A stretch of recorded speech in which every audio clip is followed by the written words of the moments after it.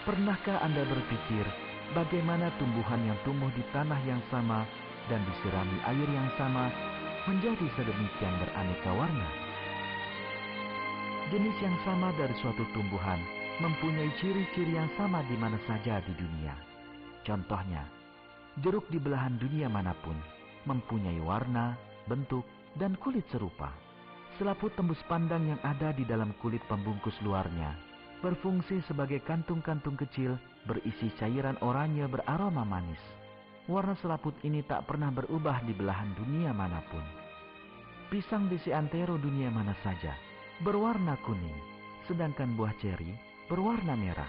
Kemanapun Anda pergi di dunia ini, Anda tidak akan menemukan stroberi yang tumbuh alami dengan warna yang berbeda dengan yang lain. Di belahan dunia manapun, DNA stroberi mengandung unsur-unsur yang menjadikannya sebagaimana yang kita kenal. Warna, aroma, dan rasa stroberi selalu sama dimanapun buah ini berada.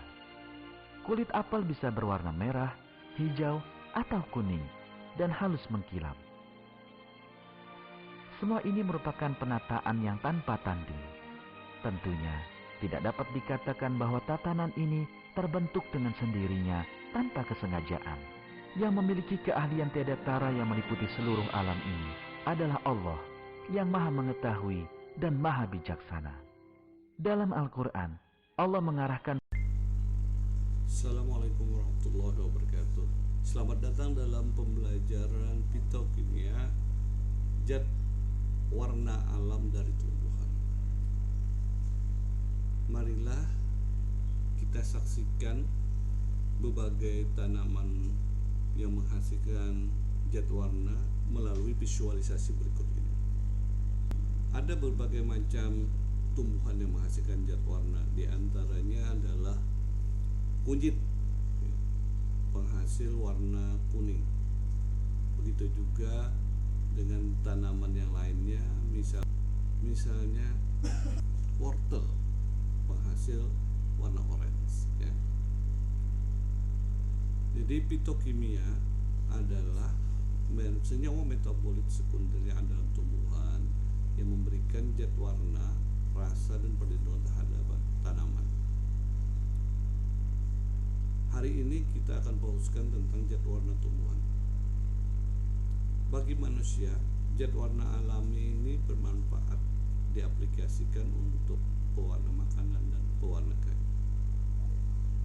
Tujuan pembelajaran pada hari ini adalah untuk mengeksplorasi zat warna yang ada dalam tumbuhan untuk pewarna makanan dan pewarna kain.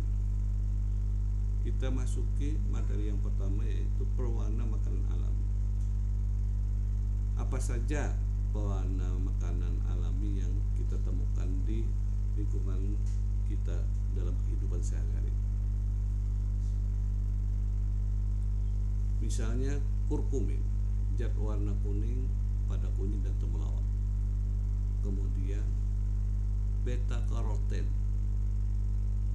warna orange pada wortel dan paprika. Lycopene pada tomat. Capsaicin, warna merah pada stroberi. Anthocyanin dari buah naga, ya. Kemudian zat hijau atau klorofil dari daun pandan. Kemudian katekin, itu adalah warna coklat pada kakao. Apa manfaat fitokimia bagi kesehatan? Senyawa ini bermanfaat untuk menangkal radikel bebas dan melawan penyakit kanker, juga mengurangi resiko penyakit jantung. Coba Anda diskusikan mengapa pemerintah melarang penggunaan rodamin dan methyl yellow sebagai pewarna makanan. Ada yang bisa? Silahkan Rizal. Oh iya, rodamin itu bisa menyebabkan kanker hati dan pembesaran ginjal, juga mengganggu proses fisiologi pada tubuh, sehingga rodamin ini dilarang dalam pemanfaatannya dalam makanan.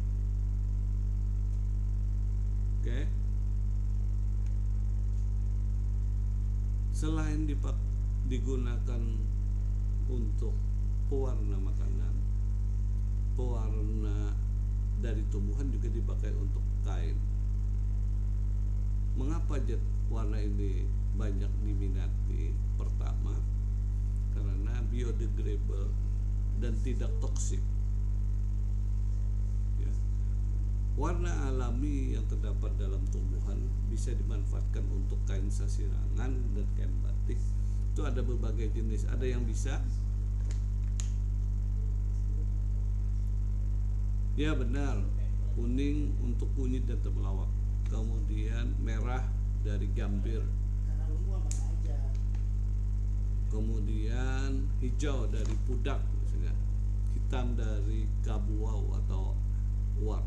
Kemudian ungu dari bunga biji ramania. Coklat dari kulit rambutan. Warna yang berasal dari tumbuhan umumnya kurang kuat, ya. Bagaimana caranya agar warna ini stabil dan tidak mudah pudar? Pewarna di atas bisa dicampurkan dengan rempah-rempah yang ada di alam. Misalnya garam, kemudian jintan, kemudian lada, ya. Kemudian juga bisa ditambahkan pala, cengkeh, jeruk nipis, kapur, tawas, cuka, ya, sehingga memberikan warna yang stabil dan menjadi daya tarik untuk pengembangan kain sasirangan yang ramah lingkungan. Demikian pertemuan kita pada hari ini. Apakah ada pertanyaan?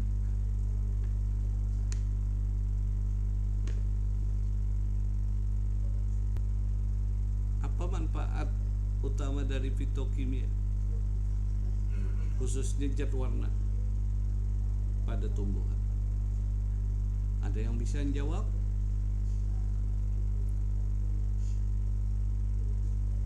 Untuk pewarna makanan yang sehat, ya. Kemudian juga untuk kain yang ramah lingkungan, melawan radikal bebas, kanker, dan untuk menjaga kesehatan tubuh. Bagus, Andi. Anda telah menjawab pertanyaan dengan baik. Teruslah belajar tentang fitokimia untuk menjaga kesehatan Anda dengan baik. Terima kasih Anda sudah menonton video ini. Jangan lupa subscribe dan berlangganan. Sampai jumpa pada video berikutnya. Assalamualaikum warahmatullahi wabarakatuh. Para mahasiswa sekalian, hari ini kita akan melaksanakan praktikum identifikasi klorofil A dan klorofil B yang ada di tumbuhan lahan basah melalui dua jenis percobaan. Yang pertama kita akan melakukan dengan menggunakan metode kromatografi kertas. Yang kedua menggunakan metode spektroskopi UV-Vis. Baiklah, berikut ini akan disampaikan prosedur bagaimana kita melakukan analisis kromatografi kertas untuk mengidentifikasi adanya klorofil A dan B.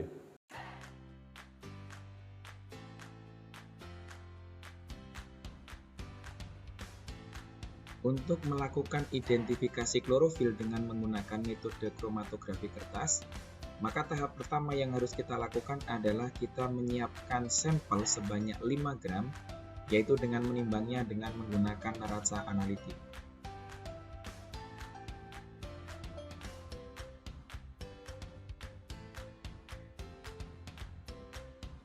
Setelah itu, sampel kita haluskan dengan menumbuk di dalam lumpang porselin dan alu, dan kita tambahkan pelarut, dalam hal ini menggunakan petroleum ether, etanol, dan kloroform dengan perbandingan 1:1:2, atau dalam percobaan ini yang digunakan adalah 5 ml petroleum ether, 5 ml etanol, dan 10 ml kloroform yang dicampurkan ke dalam tumbukan sampel di dalam lumpang porselen.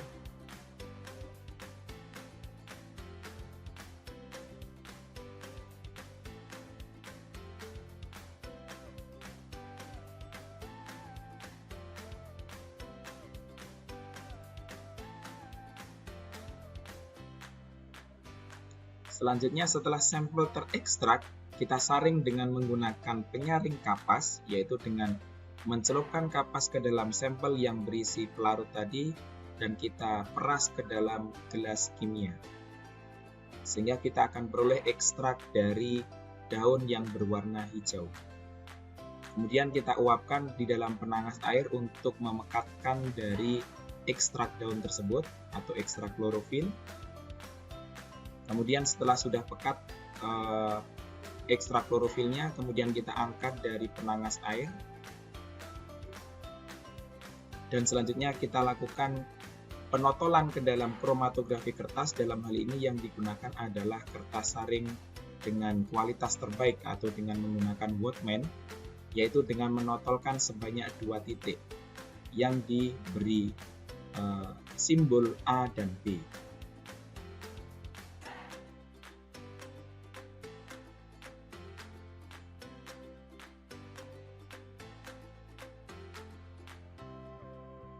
Selanjutnya, sampel yang sudah ditotolkan ke dalam kromatografi kertas kita masukkan ke dalam eluen yang di dalam gelas kimia. Dalam hal ini eluen yang digunakan adalah campuran etanol dan aseton dengan perbandingan 1:1.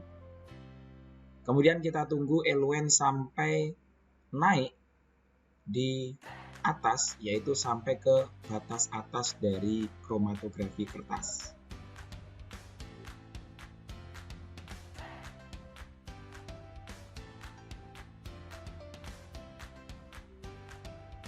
Setelah sudah sampai atau sudah mencapai batas garis atas, kita angkat dari gelas kimia, kemudian kita keringkan dan kita hitung RF-nya atau waktu retensinya, dan bisa kita bandingkan dengan waktu retensi dari klorofil A dan klorofil B dari teori yang sudah dipelajari.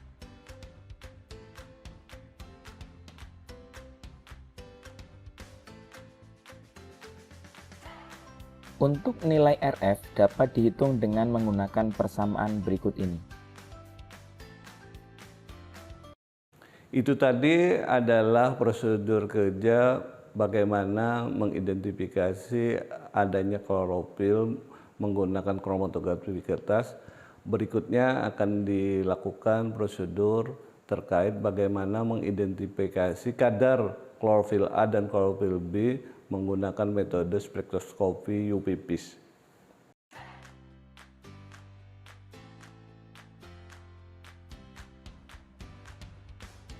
Untuk melakukan identifikasi kadar klorofil dengan menggunakan spektrofotometri UV-Vis, tahap pertama yang harus kita lakukan adalah dengan menyiapkan 0,3 gram sampel, yaitu dengan menimbangnya dengan menggunakan neraca analitik. Setelah itu, sampel kita haluskan dengan menggunakan lumpang porselen dan alu.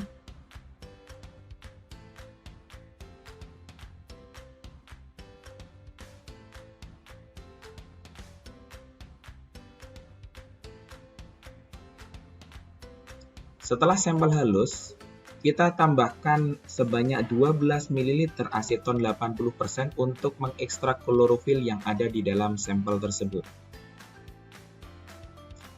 Selanjutnya, kita saring dengan menggunakan kertas saring dan kita masukkan ke dalam gelas kimia.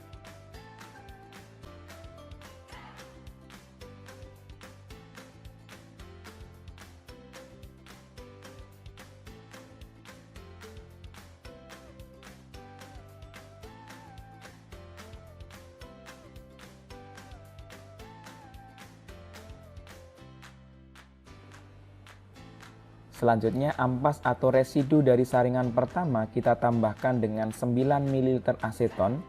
Kemudian kita aduk di dalam lumpang dan alu porselen sampai sampelnya terekstrak di dalam aseton tersebut.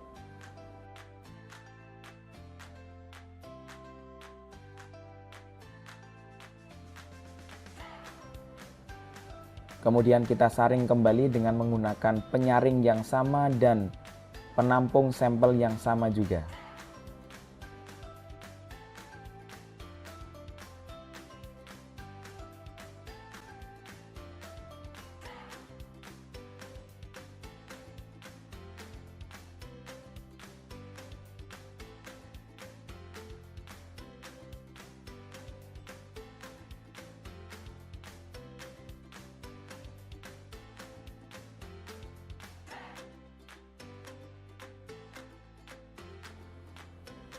Ampas atau residu dari saringan yang kedua kita ekstrak kembali dengan menggunakan 9 ml aseton dan kita aduk di dalam lumpang dan alu porselin, dan selanjutnya kita saring kembali dan kita tampung di dalam penampung gelas kimia yang sama dari penampung sebelumnya. Selanjutnya sampel yang sudah kita peroleh kita ukur absorbansinya dengan menggunakan spektrofotometer UV vis, dan kita masukkan sampel ke dalam kuvet sampai tanda batas.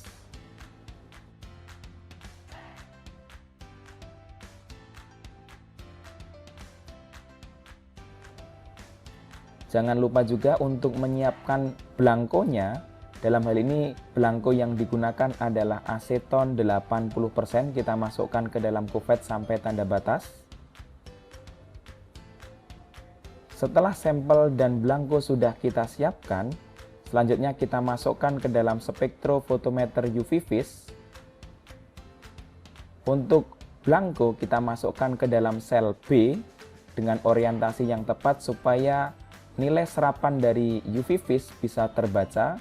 Kemudian untuk yang sampel bisa kita masukkan ke sel nomor 1, 2, 3, 4, atau 5. Dalam percobaan ini untuk sampel dimasukkan ke dalam sel kelima.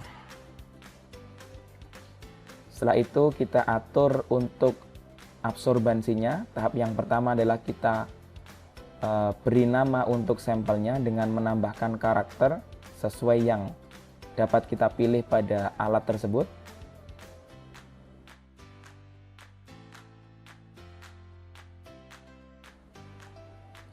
Setelah itu kita ingin mengukur panjang gelombang. Yang pertama adalah pada panjang gelombang 645 nanometer. Dan setelah itu kita run test. Kita tunggu loading terlebih dahulu. Dan setelah itu kita pilih sel B atau sel blank untuk mengukur absorbansi belangko, atau untuk mengenolkan dari absorbansi belangko. Setelah itu kita pilih sel 5 yang berisi sampel kita tadi, dan kita measure sampel atau kita ukur absorbansi dari sampel kita. Dan tertera di situ nilai absorbansinya adalah 0,837. Selanjutnya kita ganti nilai absorbansi yang kedua, yaitu di panjang gelombang 663 nanometer. Dan seperti tahap sebelumnya kita masuk ke sel B terlebih dahulu untuk menentukan nilai belangkonya atau untuk mengenolkan dari absorbansi alat. Dan setelah itu kita pilih sel kelima yang berisi sampel kita, dan setelah itu kita measure sampel, dan di situ terlihat nilai absorbansinya 2,081. Kemudian untuk menentukan kadar klorofil dapat digunakan persamaan berikut ini. Demikian tadi serangkaian percobaan untuk menentukan kandungan klorofil A dan B menggunakan metode kromatografi kertas dan menentukan kadar klorofil A dan B menggunakan spektroskopi UV vis. Semoga prosedur percobaan ini membantu Anda untuk dapat menentukan kadar klorofil A dan klorofil B yang ada di dalam tumbuhan lahan basah dan bisa diaplikasikan dalam kegiatan penelitian yang lebih dalam. Demikian, saya akhiri. Assalamualaikum warahmatullahi wabarakatuh.